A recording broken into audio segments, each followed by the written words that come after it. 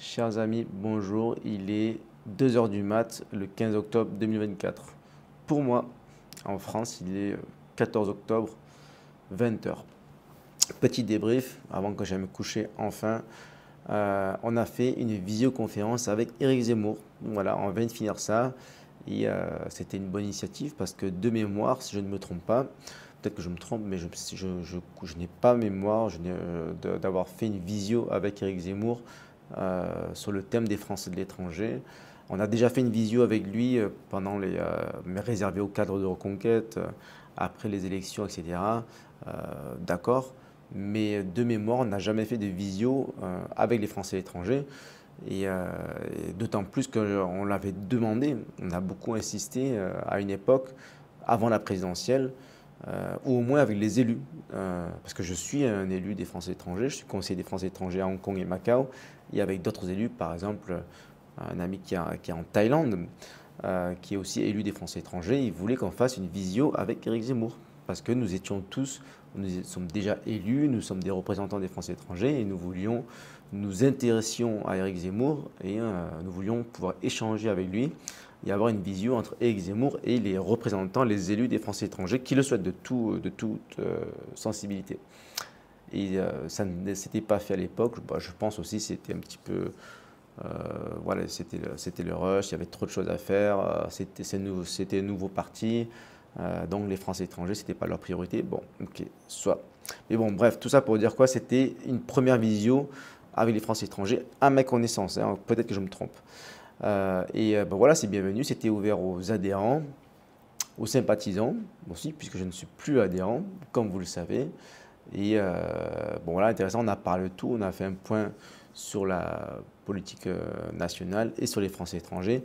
Politique nationale, bon, rien de très spécial. S'il y a une chose, j'ai appris une chose, il paraît que les prochaines législatives seront à la proportionnelle. Parce que Marine Le Pen aurait négocié avec Michel Barnier de ne pas le censurer, de ne pas descendre le gouvernement, à condition d'avoir des législatives à la proportionnelle aux prochaines élections, aux prochaines échéances. Je ne savais pas. Je sais pas, j'ai pas trop suivi, j'étais un petit peu déconnecté ces derniers jours, ces dernières semaines. Je sais pas, peut-être qu'on en a beaucoup parlé, mais voilà, ça m'a surpris. Et bon, tant mieux pour les partis, les plus petits partis. Ça peut donner des élus à Reconquête, à l'UPR, aux Patriotes, Debout la France, ce serait top. Donc voilà, à part cela, ben voilà, tout est assez classique. L'avis d'Éric Zemmour sur la politique nationale n'a pas changé. Il a toujours la même stratégie, elle est bonne ou mauvaise, on y croit pas, mais c'est toujours la même. Il pense qu'il peut toujours arriver en tête au premier tour d'élection présidentielle, et donc s'il arrive en tête, logiquement, les électeurs du RN et les autres le suivront.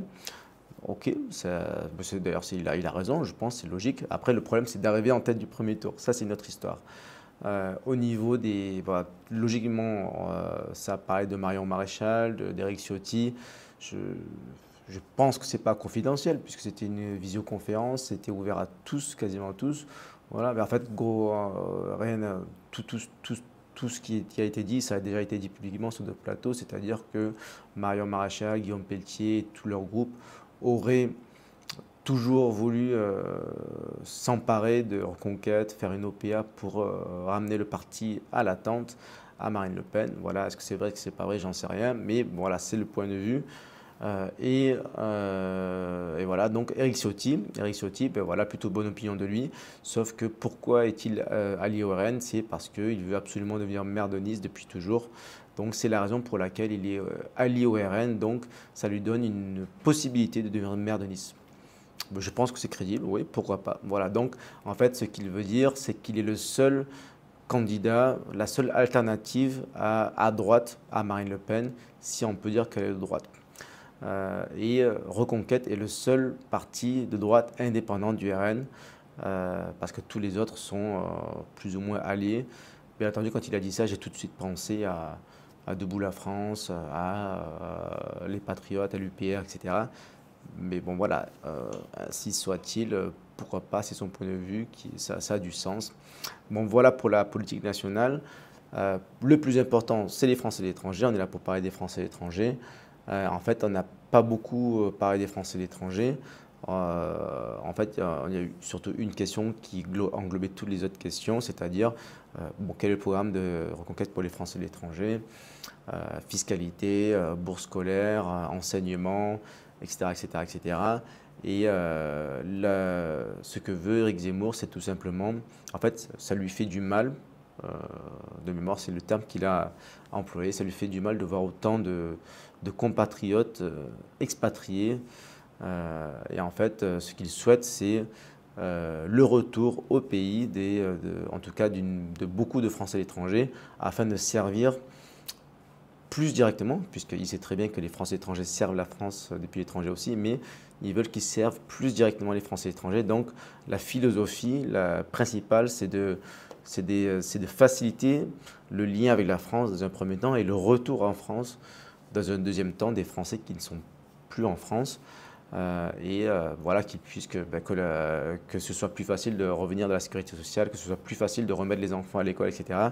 Donc la philosophie, c'est le lien et le retour en France des Français étrangers. Donc tout le programme en découle.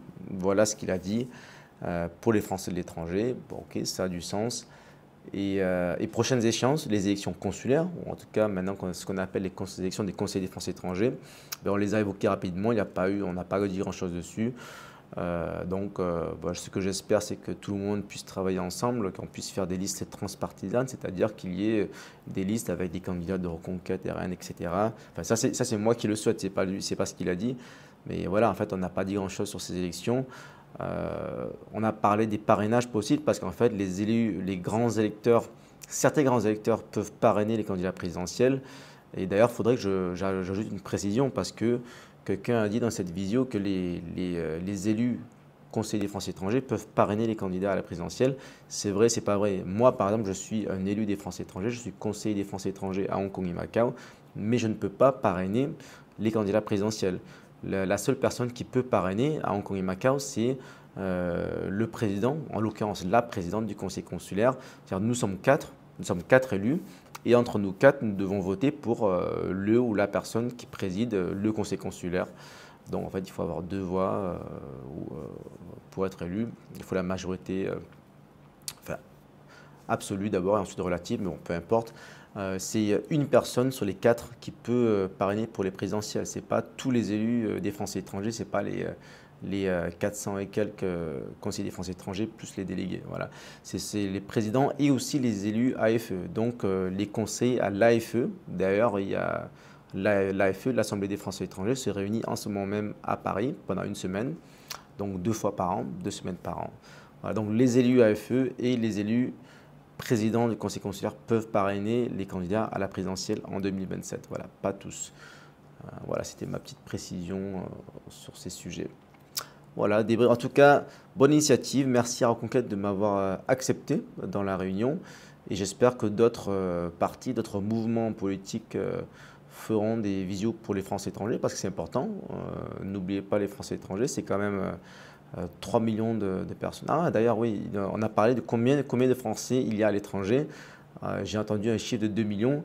C'est plus ou moins vrai. Beaucoup disent qu'il y en a environ 3,5 millions. Voilà. Mais ce qui est vrai, c'est que 2 millions, un peu moins de 2 millions, ce sont le nombre d'électeurs inscrits sur les listes électorales, si je ne me trompe pas. Voilà. Donc, en tout cas, c'est un électorat important. Mais au-delà de l'électorat, ce sont des problématiques importantes parce que je pense que de plus en plus de Français vont à l'étranger pour des raisons évidentes. Regardez mes autres vidéos, mes interviews, pourquoi les Français quittent la France, essentiellement parce qu'ils ne reconnaissent plus la France qu'ils aiment. Donc, on se recrée un petit peu notre petite France à l'étranger. Allez, ciao!